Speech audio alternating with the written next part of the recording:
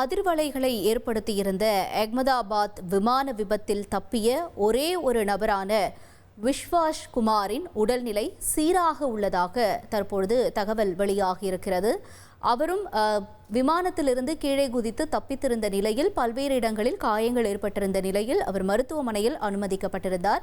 பிரதமர் மோடி உள்ளிட்டோரும் அவரை நேரில் சந்தித்து ஆறுதல்களை கூறி வந்திருந்த நிலையில் அவருடைய உடல்நிலை தொடர்பான தகவல்கள் கேள்விக்குறியாக இருந்த நிலையில் தற்பொழுது அவரது உடல்நிலை சீராக உள்ளதாக தகவல் வெளியாகியிருக்கிறது.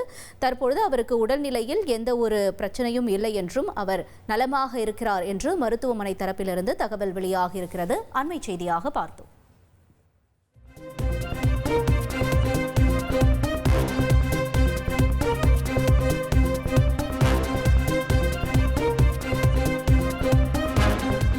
ட்ரெண்ட ஃப்ரெண்ட் ஆக்கிக்கோங்க.